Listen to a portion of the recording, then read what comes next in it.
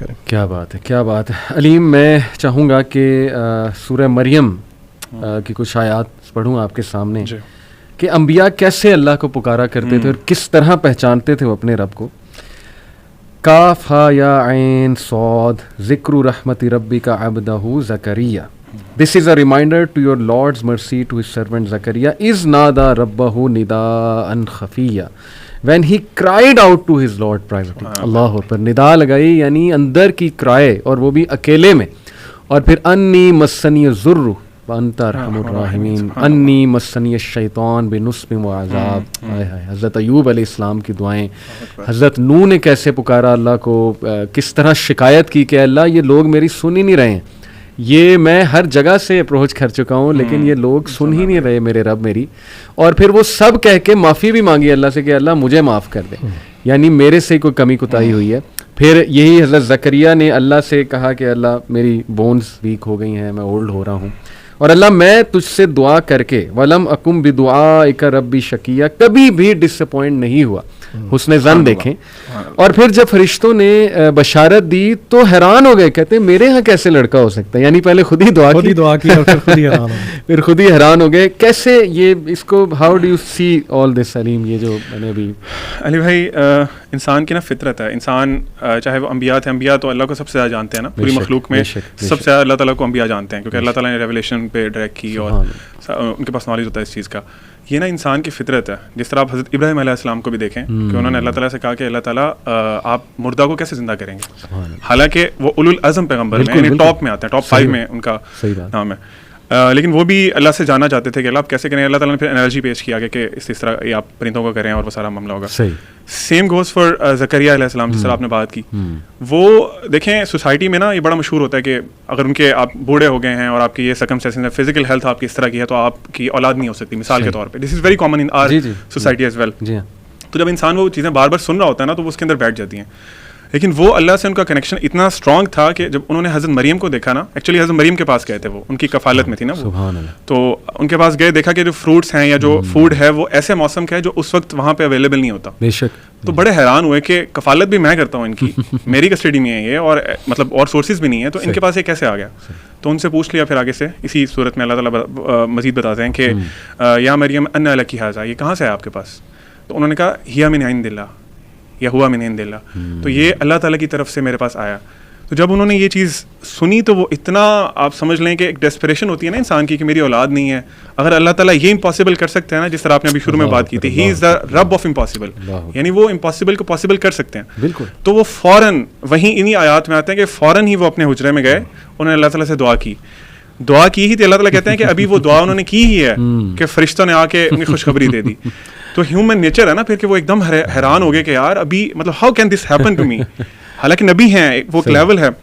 تو اللہ تعالیٰ نے ان کو کہا کہ تمہارا بیٹا ہوگا، اور بیٹا بھی جو صالح بیٹا ہوگا. پھر اس پہ بھی انہوں نے اسٹاپ نہیں کیا، انہوں نے کہا اللہ تعالیٰ مجھے کوئی نشانی چاہیے، گیو می اے سائن.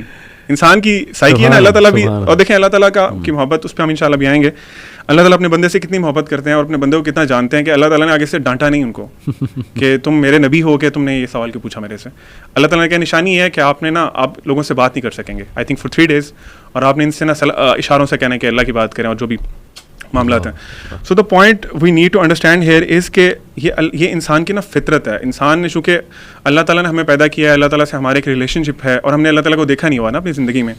تو انبیاء تو بہت زیادہ کنیکٹ کرتے تھے اللہ تعالیٰ سے. موسیٰ علیہ السلام دیکھ لیں علی بھائی، موسیٰ علیہ السلام جب فرسٹ ٹائم اللہ تعالیٰ سے میٹنگ ہوئی ان کی، تو وہ اللہ تعالیٰ ان سے پوچھتے ہیں موسیٰ تمہارے ہاتھ میں کیا؟ تو سبحان اللہ، اللہ تعالیٰ کو زمین کائنات کے ہر ذرے ذرے کا علم ہے، اور موسیٰ علیہ السلام کو بھی اس بات کا پتہ تھا کہ اللہ کو پتہ میرے ہاتھ میں کیا ہے.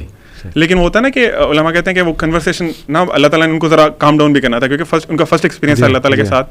تو موسیٰ علیہ السلام کہتے ہیں کہ اللہ میرے ہاتھ میں چھڑی ہے. اچھا سوال صرف اتنا تھا کہ موسیٰ تمہارے ہاتھ میں کیا ہے، اس کا جواب ٹو دا پوائنٹ اتنا ہی تھا کہ میرے ہاتھ میں چھڑی ہے. لیکن موسیٰ علیہ السلام کے چونکہ اللہ سے فرسٹ ایکسپیرینس تھا، وہ اتنے ایکسائٹیڈ تھے اللہ سے بات کر کے. ہم لوگ اپنے آپ کو امیجن کریں نا، ہمیں فار ایگزامپل جسٹ سپوز کہ ہمیں موقع مل جائے اللہ تعالیٰ سے بات کرنے کا، ہم تو آئی تھنک وہ چیز سوچ کے ہی کسی اور دنیا میں چلے جائیں گے.